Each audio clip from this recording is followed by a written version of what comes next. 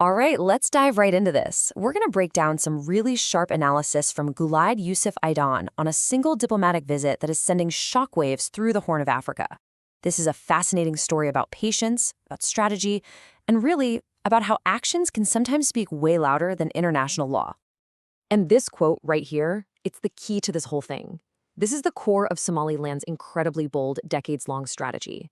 See, it's a huge shift, right? They're not asking for a seat at the table anymore. They're building their own table and proving why it's the most solid one in the room. This isn't about getting permission, it's all about performance. And that's a concept we're going to dig into called performance legitimacy. So what was the spark that lit this fire? Well, it was a recent visit by Somaliland's president, Abdirrahman Mohamed Abdullahi Arrow, to Ethiopia. Now, you have to understand, this was no ordinary handshake and photo op situation. No, this was a carefully choreographed power move with massive geopolitical consequences. You really can't overstate the symbolism here. I mean, Ethiopia rolled out the full red carpet for President Arrow. This is the kind of reception that's usually reserved for leaders of fully recognized sovereign nations. Every little detail, from the Somaliland flags on display to the formal meetings, was designed to send one clear message: respect and partnership. And here's the kicker. The paradox that makes this whole story so wild. To the United Nations and, most of the world, Somaliland isn't technically a country. It's considered an autonomous region of Somalia, and yet here it is, being treated as a sovereign equal by a regional superpower. This visit is just a masterclass in what our source, Idan, calls recognition by behavior. But here's the thing. This moment did not just happen overnight. Not even close. It is the result, the culmination, of a very deliberate 30-year strategy of incredible patience and state building. So let's take a quick look at how Somaliland has been playing the long game. Ever since declaring independence way back in 1991, Somaliland has walked a totally unique path. I mean, while its neighbors were often spiraling into chaos and instability, Somaliland looked inward. They focused on building political institutions, holding legitimate elections, and creating this, island of peace and stability. So instead of just demanding recognition, they quietly built a state that actually deserved it. And all of that hard work, all that state building brings us to this absolutely crucial concept: performance legitimacy. The idea is actually pretty simple, but it's incredibly powerful. Somaliland's leaders basically decided that true sovereignty isn't just about having a flag at the UN, it's about the ability to govern effectively, to provide security, and to create a stable society for your people. They literally turned good governance into a form of diplomacy. Okay. But this isn't just about Somaliland's amazing performance. This partnership is a two-way street, and Ethiopia has its own urgent, pressing needs. For this landlocked giant, we're talking over 120 million people. Access to the sea isn't a luxury. It is an absolute economic and strategic necessity. And this number, 95%. I mean, that tells you everything you need to know about how vulnerable Ethiopia is. Just think about that. When 95% of your entire country's economic lifeblood flows through a single port in another nation, that's a massive strategic risk. So Prime Minister Abiy Ahmed's government is determined to break that dependency and find new options on the sea. So you can see the strategic shift happening right here, moving from being totally reliant on Djibouti to forging this new partnership with Somaliland over the port of Berbera. It's not just about having another option.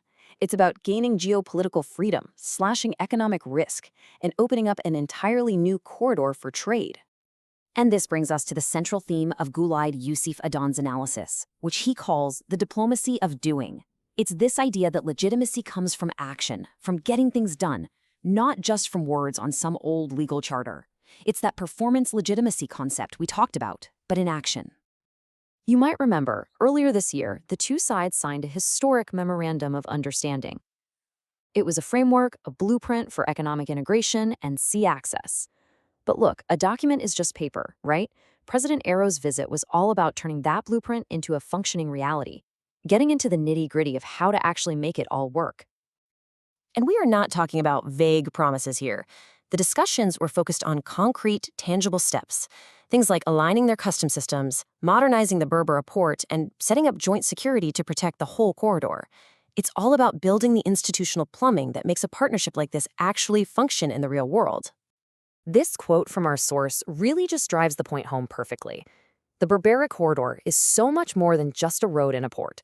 For Somaliland, every single piece of functioning infrastructure is a physical argument for its statehood.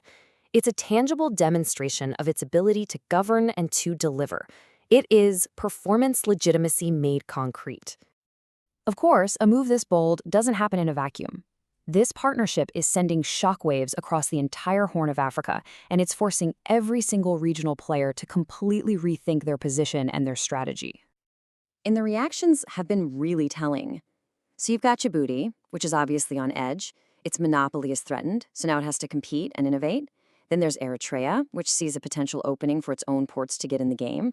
And then, of course, there's Somalia, which is predictably furious, condemning the whole deal.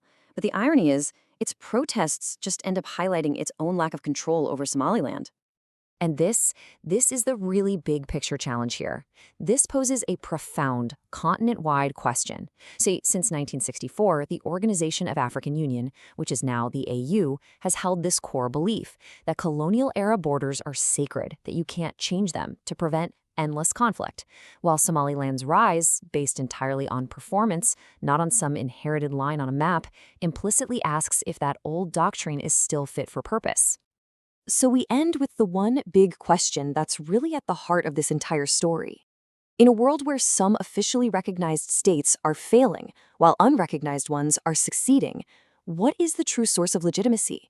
Is it a historical claim on a map, or is it the proven ability to govern, to provide stability, and to act as a responsible partner on the world stage? Somaliland is betting its entire future on the latter. It's a powerful thought to chew on.